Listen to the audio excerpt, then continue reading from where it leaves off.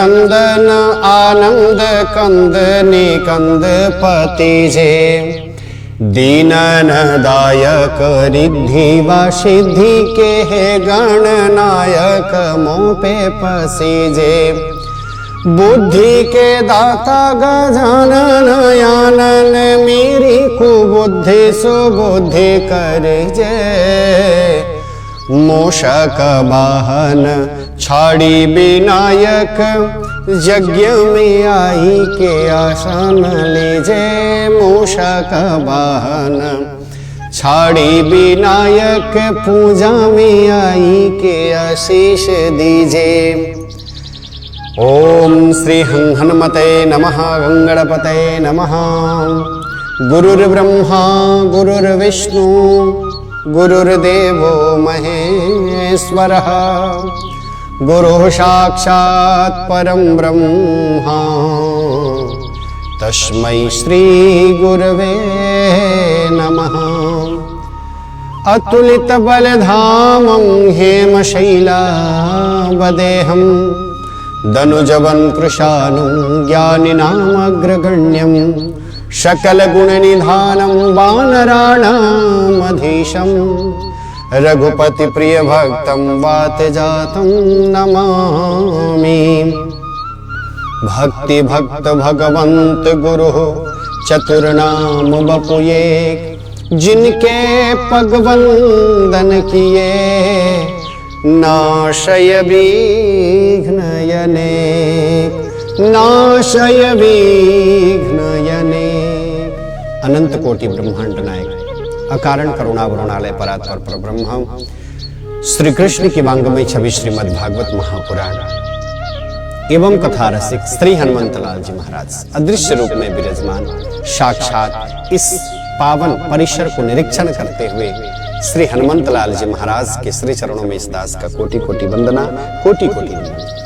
कार्यक्रम सत्संग प्रभात में आप सबों का ढेर सारा स्वागत है। मैं जितेंद्र पारासर और अभी आप ई न्यूज टेलीविजन के माध्यम से बड़े प्रेम भाव से देख रहे हैं कार्यक्रम सत्संग प्रभात को। प्रभु की असीम अनुकंपा बनी रहे आप सबों के ऊपर, यही प्रभु से विनती है और प्रार्थना है। जो भी हमारे जीवन में उतारने योग्य बात हो जरूर उतारना चाहिए। जीव प्रसन्न होना चाहता है, जीव आनंदित होना चाहता है, और जब जीव आनंदमय हो, जीव प्रसन्न मुद्रा में हो तो जीवन कृतार्थ हो जाता है, जीवन पावन हो जाता है। बशर्ते संसार में तो रहा जाए, लेकिन अपना जो हृदय की जो व्यथा है, अपना हृदय की जो कष्ट है, अपनी हृदय की जो बात है वो परमात्मा के श्री चरणों में लगाया जाए। जो भी कष्ट है, जो भी परेशानी है, अपनी दिल की बात, अपने हृदय की बात ले जाकर के प्रभु को समर्पित कर देना चाहिए। प्रभु तुम मेरे हो और मैं आपका हूं, बस इतना ही मैं जानता हूं। संसार से ये रिश्ता मेरा है, लेकिन संसार से रिश्ता कुछ भी नहीं, बस आपसे रिश्ता है, बस परमात्मा आपसे रिश्ता है। और जिस दिन ये बात अपने हृदय में आ जाए वो दिन पावन हो जाता है, वो दिन कृतार्थ हो जाता है। कार्यक्रम सत्संग प्रभात के माध्यम से हम सब मिलकर के ढेर सारे चर्चा करते हैं। बशर्ते परमात्मा के ऊपर हमें अटूट विश्वास होना चाहिए। कहते हैं एक बार नारद जी ने कहा कि कहाँ मिलते हो प्रभु, आप मिलते कहाँ हो, किस जगह पे मिलते हो? कोई हजार हजार वर्ष तक साधना करता है, तपस्या करता है, फिर भी आप नहीं मिलते। कोई इतना कठिन साधना करता है, शरीर को अपने तपा करके शरीर को नष्ट कर देता है, फिर भी आप प्राप्त नहीं होते, और सहज में किसी को आप प्राप्त भी हो जाते हो। आखिरी कारण क्या है? आप रहते कहाँ हो और किस प्रकार से आप भक्तों को आप मिलते हो? बस आप मुझे ये बताओ। भगवान ने बड़ा ही सुंदर बात बताई। भगवान ने कहा कि नारद, नायहं वसामि वैकुंठे योगिनां हृदयेन च मद्भक्त्या यत्र गायन्ते तत्र तिष्ठामि नारदः। मद्भक्त्या यत्र गायन्ते तत्र तिष्ठामि नारद। बस मेरे भक्त जहां पुकारते हैं, हृदय से जहां पुकारते हैं, बस वहीं पे मैं आकर के और भक्तों को मैं दर्शन दे देता हूं। बस परमात्मा का यही लीला है। नारद जी महाराज हाथ जोड़ करके खड़े हो गए, प्रभु धन्य हो आप, प्रभु आप धन्य हो। पत्रम पुष्पम फलम तोयम जे में भक्त्या प्रयक्ष्यते। बस पत्र हो, फूल हो, जे जो भी है, हृदय में श्रद्धा हो, भक्ति हो, भाव हो और प्रभु को स्वीकार, प्रभु को समर्पित किया जाए, प्रभु उसे स्वीकार कर लेते हैं। इसमें कतई संशय नहीं, प्रभु उसे स्वीकार कर लेते हैं। जो जैसे देता है परमात्मा उसको स्वीकार कर लेते हैं। ये परमात्मा की बड़ी विचित्र कृपा है। इसी के लिए कभी भी जीवन में अहंकार नहीं, जो भी कोई आता है सत्कार किया जाए। पता नहीं किस भेष में, किस रूप में, कौन कहां से आ जाए। दरवाजे पे तो कोई आता है अतिथि बन करके आता है, और अतिथि जिसका कोई तिथि तय नहीं, उसका तिथि कोई तय नहीं, कब आए कब जाए पता नहीं। जाने का तो है कि आया है तो जाएगा, लेकिन आने का तिथि कोई नहीं। इसी के लिए तो अतिथि है। प्रभु से विनती किया जाए, प्रार्थना किया जाए। कहते हैं ध्रुव के वंश में एक बार अंग हुए, ध्रुव के ही वंश में राजा अंग हुए, और अंग से ही बेन हुए। देखिए इसमें भी अंग सदाचारी और बेन दुराचारी। हमारे राष्ट्र को चलाने के लिए जो राष्ट्र के जो पति हैं, जो शासन काल है, इसको सुव्यवस्थित करने के लिए जब तक अच्छा नहीं हो पाएगा तब तक फिर वहां के जनताओं में हलचल होगी, कष्ट होगा, परेशानी होगी। वहां पे धर्म फिर स्थिर नहीं हो पाता है। राजा अंग सदाचारी और बेन दुराचारी, दूसरे को कष्ट देने वाला, दूसरे को परेशान करने वाला। कोई मेरे इस क्षेत्र में पूजा ना करे, पाठ ना करे, दूसरे को रुकावट कर दे। जब तक राजा अंग थे तब तक सब लोग सदाचार में अपने जीवन को व्यतीत करते, सब लोग सदाचार में अपने जीवन को व्यतीत करते, सब लोग अच्छे से जी लेते, खूब अच्छे से जीते। लेकिन जब बेन आया, अरे भाई शासन को चलाने वाला तो कोई चाहिए। यदि शासन को चलाने वाला कोई नहीं है तो सब बेकार हो जाएगा। पहले जब बैल से दौमरी होता था, उस समय में बीच में एक मेह लगाया जाता था और उसमें रस्सी बांध करके बैल को, फिर रस्सी बांध करके बैल को, फिर रस्सी बांध करके बैल को, फिर रस्सी बांध करके बैल को, और फिर घुमाया जाता था। होता क्या था, जो हमारा धान है अच्छे तरीका से सुव्यवस्थित नीचे रह जाता, फिर उस पराल को हटा करके और उस धान को प्रेम पूर्वक अपने घर में ला करके रखते। अब विचार करें, उस धान के ऊपर चलाने के लिए पहले मेह तो चाहिए, स्तंभ तो चाहिए, और स्तंभ नहीं हो तो कोई इधर जाएगा तो कोई उधर जाएगा, फिर काम के लायक नहीं रहेगा, फिर काम के लायक नहीं रहेगा। सब के सब अस्त व्यस्त हो जाएंगे, सब के सब अस्त व्यस्त हो जाएंगे। कोई इधर जाएगा, कोई इधर जाएगा, उस बैल को आप रोक नहीं सकते। तो हमारे देश के सत्ता और देश के शासन को चलाने के लिए कम से कम स्तंभ की आवश्यकता है, और वो स्तंभ दृढ़ हो, वह स्तंभ मजबूत हो। सभी प्रजाओं ने मिल करके, एकत्रित मिल करके जब देखा कि अंग अब नहीं रहे, तो कम से कम बेन को तो राजा बनाया जाए। बेन कम से कम राजा बन जाएगा तो कम से कम प्रजाओं में प्रजा भी तो सुखी हो जाए। इस कारण से सबके मन में इस प्रकार से विचार आया, और चलो कम से कम बेन को राजा बना दिया जाए। और महाराज मनुष्य के जीवन में जो अपना स्वभाव है जल्दी परिवर्तन नहीं होगा। जो अपना स्वभाव है जल्दी मनुष्य के जीवन में परिवर्तन होना, ये जल्दी परिवर्तन नहीं होता। जो अपना स्वभाव है, स्वभाव को परिवर्तन करना बड़ा समय लग जाता है, फिर भी वही स्वभाव याद ही आता है। बेन दुराचारी था, पापाचारी था। अब उसने क्या किया कि ढिढोरा पिटवा दिया कि हमारे राज्य में कोई यज्ञ नहीं करेगा, कोई पूजा नहीं करेगा, कोई पाठ नहीं करेगा। अब सब के सब विचलित हो गए, सब के सब विचलित हो गए। संत के भी मन में ऐसा विचार आया कि हम पूजा नहीं करेंगे, पाठ नहीं करेंगे, तो फिर अपना कैसे चलेगा। जो ब्राह्मण है संध्या न करे, तपस्या न करे, साधना न करे, तो मेरा कैसे चल पाएगा। सब लोग बड़े चिंतित हो गए, सब लोग बड़े चिंतित हो गए। ब्राह्मणों के इस प्रकार से मन में आया, और ब्राह्मण अब सबको देख रहे हैं कि सब दुखी है। जो जहां है वहीं दुखी है, जो जहां है वहीं परेशानी में है, जो जहां है वहीं कष्ट में है। अरे महाराज, अब क्या हो।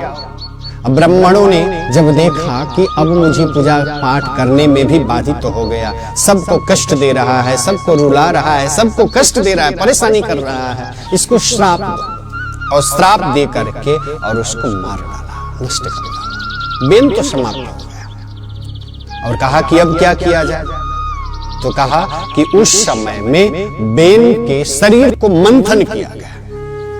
बेन के शरीर को मंथन किया गया, और शरीर के मंथन कर जब किया गया तो एक काला पुरुष निकला, फिर पाप निकला, फिर उसके बाद में सभी ब्राह्मण लोग मिल करके और वेद मंत्र का उच्चारण कर रहे हैं। भद्रम कर्णेभिः शृणुयाम देवा, भद्रम पश्येमाक्षभिर्जजत्राः, स्थिरैरङ्गैः स्तुष्टुवागोंसस्तनो बिभ्यसेमहि देवहितं यदायुः। वेद मंत्र का उच्चारण कर रहे हैं, खूब जोर जोर से उच्चारण कर रहे हैं, और शरीर का मंथन हो रहा है, बेन के शरीर का मंथन हो रहा है। और महाराज उसी समय में पृथु जी महाराज प्रकट हो गए।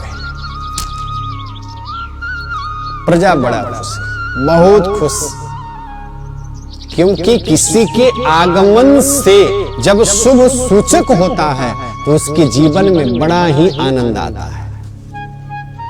कहते हैं भगवान जब राम आए, कौशल्या मैया के गर्भ में जब राम आए, तो आने के बाद कहते हैं कि सब जगह सब नदियां निर्मल हो गए, पावन हो गए, स्वच्छ हो गए। नदियों का जो जल सूखा हुआ था सब हरे भरे हो गए। वृक्ष का भी कुछ अलग प्राकृतिक बना। महाराज सब के सब हरे भरे हो गए, सब के सब आनंदित हो गए। भगवान राम के आने मात्र से जीव में खुशहाली छा गया। लेकिन वहीं जब हिरण्याक्ष और हिरण्यकश्यप जब गर्भ में आया, उल्कापात मचने लगे। अचानक, अभी तो इतने जोर से धूप, फिर भी जो है तड़का तड़कने लगा, कहीं से बारिश की आवाज होने लगी, ऐसा अपशकुन होने लगा। अचानक मौसम में परिवर्तन हो जाता, मानो कि पृथ्वी थर्रा रही हो, कांप रही है। लेकिन यहां पे जब पृथु जी महाराज आए तो मानो कि धर्म के स्तंभ बन करके आए। सब प्रजा में मानो कि खुशहाली छा गया, और अपने घर में ही नहीं, मानो कि मेरे घर में परमात्मा साक्षात प्रादुर्भाव हो गए, साक्षात प्रादुर्भाव हो गए। धर्म का अब ध्वजा लहरा रहा। इस प्रकार से जो है पृथु जी महाराज जब प्रकट हुए तो कहते हैं कि पृथु जी महाराज अपने नित्य नियम कर्म में बड़े प्रगाढ़ और दृढ़ थे। दूसरी बात, प्रजाओं में कष्ट न हो, प्रजाओं में दुख न हो, प्रजाओं में कभी किसी प्रकार से उथल पुथल न, अशांति न, उस प्रकार से मन स्थिति को बना करके अब पृथु जी महाराज सबका सेवा कर रहे हैं, सबका सेवा कर रहे हैं।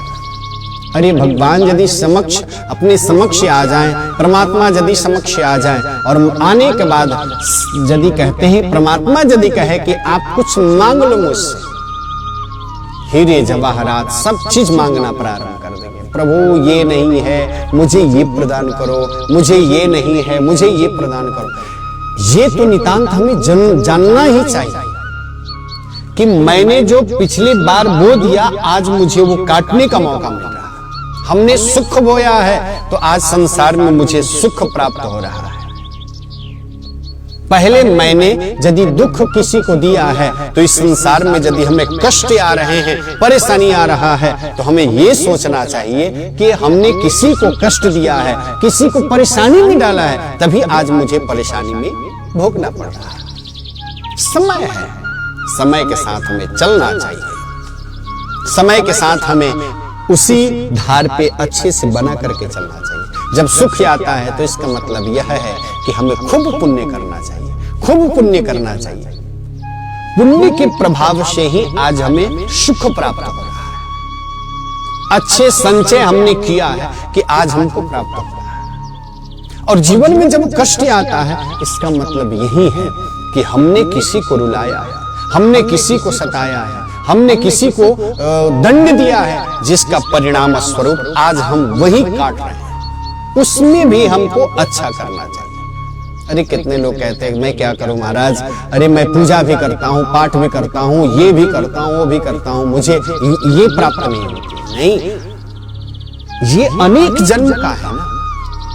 आज हम जिस संसार को देख रहे हैं, इस संसार में हमारे कितने पूर्वज लोग आए, हमारे पिताजी, उनके पिताजी, उनके पिताजी, उनके पिताजी, सब लोग आए संसार में और किराए के घर में रहे और फिर इस किराए के घर को छोड़ करके और फिर परलोक के लिए सिधारते। वहीं हमारे ही पीढ़ी में कोई अच्छा कर्म किया होगा, हमारे ही पीढ़ी में कोई बुरा कर्म किया होगा। आज विचार करें, ध्रुव महाराज के ही वंश में महाराज अंग निकले तो सदाचारी बन गए। महाराज जब अंग निकले तो सदाचारी बन गए, लेकिन वही जब बेने आया तो दूसरे को कष्ट दे रहा है, दूसरे को परेशानी में डाल रहा है। ये क्या है? हम जैसे बोते हैं वैसे काटते भी फसल। कभी कभी ये तो ऐसा हमको समझना चाहिए, इस प्रकार से समझना चाहिए, जीवन में कभी कोई कष्ट आता है, कोई परेशानी आए, कोई विपत्ति आए, इसका मतलब है किसी के चित्त को मैंने दुखाया है, किसी के चित्त को मैंने रुलाया है। आज वो धीरे धीरे धीरे धीरे धीरे हमें अब नष्ट होकर के अब हमको स्वच्छ परमात्मा बनाने वाले हैं। प्रभु की जब असीम अनुकंपा होती है तो जीवन में कष्ट आता है, ये समझना चाहिए। जब सुख परमात्मा के द्वारा हमें प्रदत्त होता है तो सुख में होता है क्या, हम भूल जाते हैं। सुख में सब किसी को भूल जाता है, लेकिन दुख जब आता है तो पल पल के लिए याद करते हैं, परमात्मा आपने मेरे साथ में ऐसा किया, आपको ऐसा नहीं करना चाहिए। इस प्रकार से हम परमात्मा को कोसना प्रारंभ कर देते हैं, उनको हम दोष देना प्रारंभ कर देते हैं। नहीं, अपने कर्मों का दोष दिया जाए। आज सिर्फ पृथु जी महाराज के प्रकट हो जाने से प्रजा में खुशहाली आ गई, सब के सब आनंदित हो गए, सब के सब गदगद हो गए। अब लगता है ब्राह्मण वेद मंत्रों का उच्चारण कर रहा है, संत महाराज शंख बजा रहा है, कोई आरती कर रहा है, अपने आनंद चित्त हो करके कि साक्षात पृथु के रूप में अब परमात्मा ही आए और धर्मध्वज को अब लहराए रखे। कहते हैं महाराज पृथु जी महाराज अब यज्ञ से बड़े प्रेम भाव से जो है यज्ञ करना प्रारंभ किया, खूब यज्ञ किए, खूब यज्ञ किए। एक बार अश्वमेध यज्ञ कर रहे थे, खूब यज्ञ कर रहे थे, खूब यज्ञ। अब क्या होता था कि जब अश्वमेध यज्ञ हुआ तो उसमें घोड़ा को छोड़ दिया गया, घोड़ा को छोड़ दिया गया। घोड़ा को जब छोड़े तो कहते हैं कि इंद्र जो देवताओं के राजा हैं उनको डर हो गया कि यदि ये पृथु अधिक यज्ञ करेगा तो मेरे सत्ता और शासन को ये बैठ जाएगा, मेरे कुर्सी पे आकर के ये बैठ जाएगा, फिर हमें परेशानी होगी, हमें कष्ट होगा, हम विचलित हो जाएंगे, स्वर्ग को छोड़ करके हमको जो है दूसरी जगह भटकना पड़ेगा। अब क्या किए, इंद्र आए और इंद्र आकर के उस घोड़ा को चुरा ले गए, उस घोड़ा को चुरा करके लेकर के चले गए। अब पृथु जी महाराज बड़े क्रोधित हुए, बहुत क्रोधित हुए और जाकर जब क्रोधित हुए तो ब्राह्मण लोग आकर के खड़े हो गए और कहे कि बताइए आप इतने क्रोधित क्यों हैं? कहा कि ऐसी स्थिति आ गई। ब्राह्मण लोग कहे कि एक काम करते हैं, वेद मंत्र का उच्चारण करते हैं और इंद्र के भी इंद्रासन सहित ला करके हम लोग वेद मंत्र के द्वारा जो है उनको भी स्वाहा कर देते हैं, उनको भी नष्ट कर देते हैं। और महाराज जैसे ही बैठे और इस प्रयोग को करने के लिए स्टार्ट किए, उसी समय में जो है ब्रह्मा जी महाराज वहां आकर प्रकट हो गए। ब्रह्मा जी महाराज प्रकट हो गए और ब्रह्मा जी महाराज आकर के कहे नहीं नहीं नहीं, ये ऐसा करना अनर्थ हो जाएगा, ये ऐसा नहीं किया जाए। पृथ्वी जी महाराज कहे कि आखिर इंद्र में इतना समर्थता है, देवताओं के राजा होने के बाद में भी मेरे घोड़ा को चुरा लेना ये उचित नहीं है। ब्रह्मा जी महाराज खूब समझाए। समझाने के बाद में पृथ्वी जी महाराज ब्रह्मा जी महाराज के वचन को सम्मान किए और इंद्र से कहे, इंद्र जो है घोड़ा को वापस कर दिए। और पृथ्वी जी महाराज खूब यज्ञ किए, खूब अच्छे से यज्ञ कर रहे हैं, सबको सम्मान कर रहे हैं, ब्राह्मणों को आदर कर रहे हैं, स्वागत कर रहे हैं। साक्षात एक दिन भगवान विष्णु प्रकट हो गए और प्रकट होकर के कहे कि पृथु मांगो, मैं प्रसन्न हूं, तुम्हें क्या चाहिए? हे पृथु मांगो तो सही। भगवान विष्णु साक्षात उनके उस करतूत को लेकर के प्रकट हो गए और कहे मांगो तुम्हें क्या चाहिए? दोनों हाथों को जोड़ करके पृथ्वी जी महाराज कहते हैं कि मेरे देव, आप मेरे ऊपर यदि प्रसन्न है ना तो मुझे कुछ भी नहीं चाहिए। प्रभु का साक्षात दर्शन, इसका मतलब है अब संसार में कोई शेष विषय रह ही नहीं जाता, बस मुझे अब कुछ भी नहीं चाहिए। अब क्या चाहिए मुझे? संसार में जो हजार वर्ष साधना करते हैं, तपस्या करते हैं और उनको परमात्मा आप प्राप्त नहीं होते हो, लेकिन सहज में आप मुझे प्राप्त हो गए। अब इसमें अब मुझे शेष क्या रहा? मुझे कुछ भी नहीं चाहिए।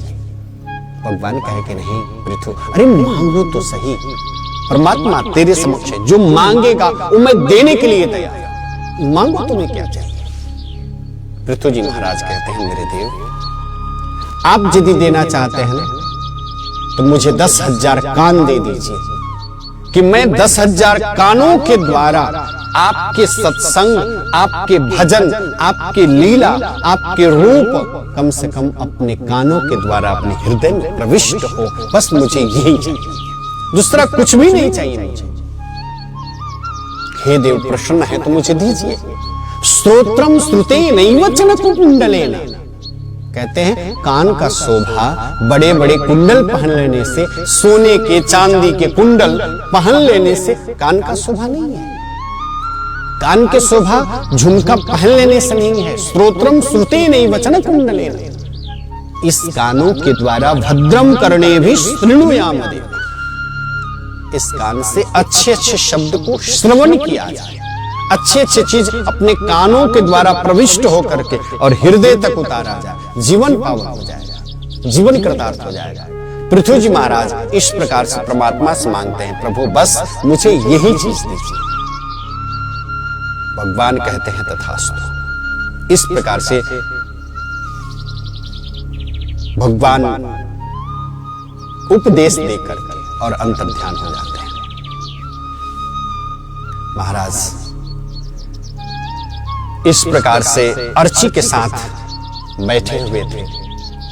उसी समय में श्री सनत कुमार, सनत सनंदन सनत कुमार सनातन ये आए और आकर के सत्संग होना प्रारंभ हो गया। जीवन में अब वैराग्य हो गया पृथ्वी जी महाराज के जीवन में।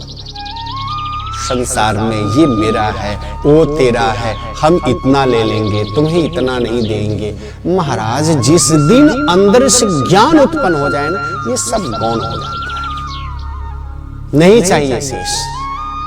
कभी कभी तो जीवन में अहंकार आए ना तो बस एक ही शब्द रखना चाहिए। जीवन में कभी अहंकार आता है ना तो ये समझ लेना चाहिए कि जो हमारे पूर्वज की फोटो लगी हुई थी ना, बस इतना ही समझना चाहिए। ये भी यही समझते थे कि मैं भी संसार में आया हूं, मेरे जैसा बलवान कोई संसार में है ही नहीं, और वो भी इस संसार को छोड़ करके चल बसे, वो भी इस संसार को छोड़ करके चल बसे। इसी के लिए हमें प्रभु से विनती करना चाहिए, पृथु जैसा बनना चाहिए कि प्रभु बस आपके सत्संग में, आपके कीर्तन में, आपके चौखट पे मेरा मन लगे, दूसरा इस संसार में क्या चाहिए। पृथु जी महाराज यहां तक भी कह दिए मुझे कुछ भी नहीं चाहिए, लेकिन परमात्मा से जब मांगे तो बस मुझे दूसरा संसार के वस्तु और वैभव मुझे नहीं चाहिए, बस मुझे इतना ही चाहिए कि बस परमात्मा मेरा कान 10,000 कान के समान हो और मैं परमात्मा के लीला को श्रवण कर पाऊं, परमात्मा के उस गुणगान को मैं अच्छे से श्रवण कर पाऊं। सनत कुमारी आए, सत्संग हुआ, और सत्संग में बैठने के बाद जीवन में इतना वैराग्य आया, जीवन में इतना वैराग्य आ गया कि अब संसार में रहने का मन ही नहीं कर रहा था। संसार में अब मुझे नहीं रहना है। और उसके बाद में गए जंगल, और जंगल में प्रस्थान करने के बाद जाकर के वहीं पे विरक्ति ले लिए, और विरक्ति लेकर के बस अपने आत्मा को परमात्मा में लगा करके और जीवन को सफल बना दिया। इसी के लिए जीवन में हमें कभी भी अच्छी चीज श्रवण करना चाहिए, अपने कानों के द्वारा अच्छा चीज श्रवण किया जाए, और कभी भी अपने दिनचर्या को जो शुभारंभ कर रहे हैं, ये कहते हैं कि हमारे जीवन में लक्ष्मी रुष्ट हो गई, हमारे जीवन में तो आमदनी का स्रोत नहीं बढ़ रहा है। कहा कि ये सब कैसे होता है। हमारे शास्त्रों में बताया कि कराग्रे वसते लक्ष्मी, कर मध्य सरस्वती, करमूले स्थितो ब्रह्मा, प्रभाते कर दर्शनम। मंत्र से ही हमारा दिनचर्या प्रारंभ होता है, शुभारंभ होता है। जब आंख खुले ना, इस मंत्र को आप जरूर पढ़िए। कराग्रे वसते लक्ष्मी, कर के अग्र में यानी हाथ के अग्र में माँ लक्ष्मी का वास हो, उनके छवि को अपने हृदय पटल पे उतारा जाए कि हे माँ लक्ष्मी, ये संसार यदि सुखी है तो आपके कारण सुखी है।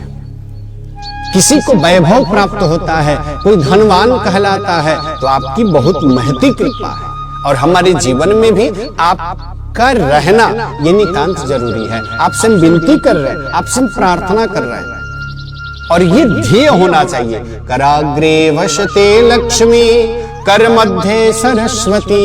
कहते हैं जब लक्ष्मी आती है ना, तो मनुष्य का बुद्धि बिगड़ जाता है। जीवन में जब पैसा आता है तो मनुष्य का बुद्धि बिगड़ जाता है। तो उसके साथ साथ में क्या कहा? कर मध्य सरस्वती। मां सरस्वती जो बुद्धि प्रदायिनी है, ज्ञान की अधिष्ठात्री देवी है, उनसे हमें निवेदन करना चाहिए, विनती करना चाहिए, प्रार्थना करना चाहिए कि मां सरस्वती के साथ आप भी आकर के विराजमान होइए और हमारे जीवन को सुदृढ़ और प्रेम पूर्वक बनाइए। यही आपसे विनती और प्रार्थना है। और ये जीवन में यदि लक्ष्मी भी आ जाए, यानी पैसे भी हो जाए, ज्ञान भी हो जाए, और जीवन यदि अंत होने वाला हो, तो फिर क्या करें? तो कहा कर मध्य सरस्वती, कर मूले स्थितो ब्रह्मा। ब्रह्मा से विनती करना चाहिए। ब्रह्मा जो चतुर्मुख हैं, उनसे विनती हमें करना चाहिए कि हे ब्रह्मा, हमारे जीवन में जो आयु है, उस आयु में कहीं कट ना, बस आप मेरे ऊपर कृपा करें। इस मंत्र को लेकर के सुव्यवस्थित ढंग से यदि जीवन की दिनचर्या को शुभारंभ किया जाए तो जीवन पावन हो जाएगा, वो दिन शुभ बन जाएगा, इसमें कतई संशय नहीं। बस इतना ही है, करना नहीं चाहते। महाराज मेरे जीवन में तो ऐसा हो गया, वैसे अरे सूर्योदय से पहले जगा जाए, सूर्योदय से पहले अपनी आंख को खोल लिया जाए, बिस्तर को छोड़ दिया जाए, और इस मंत्र का स्मरण करते हुए यदि किया जाए, देखिए आपके जीवन में कितना चमत्कार आता है, इसमें कतई संशय नहीं है। कार्यक्रम सत्संग प्रभात ए न्यूज टेलीविजन के माध्यम से हम सब मिलकर के श्रवण किए, उसके लिए ढेर सारा धन्यवाद। आने वाले सत्र में पुनः मैं प्रसंग लेकर के आप सबों के समक्ष जरूर उपस्थित होंगे। आप सबों से निवेदन है कि कम से कम कराग्रे वसते लक्ष्मी, कर मध्य सरस्वती, कर मूले स्थितो ब्रह्मा, प्रभाते कर दर्शनम। इस महामंत्र को आप स्मरण कर ले, हृदय में, हृदय पटल पे रखें, जीवन कृतार्थ हो जाएगा। ए न्यूज टेलीविजन के माध्यम से आप लगे रहे, उसके लिए ढेर सारा धन्यवाद। आने वाले सत्र में मैं जितेंद्र पाराशर पूरा आप सबों के समक्ष उपस्थित होंगे ही। तब तक के लिए जितेंद्र पाराशर को विदा दीजिए और देखते रहिए ए न्यूज टेलीविजन के माध्यम से। जय श्री राधे, जय श्री कृष्ण।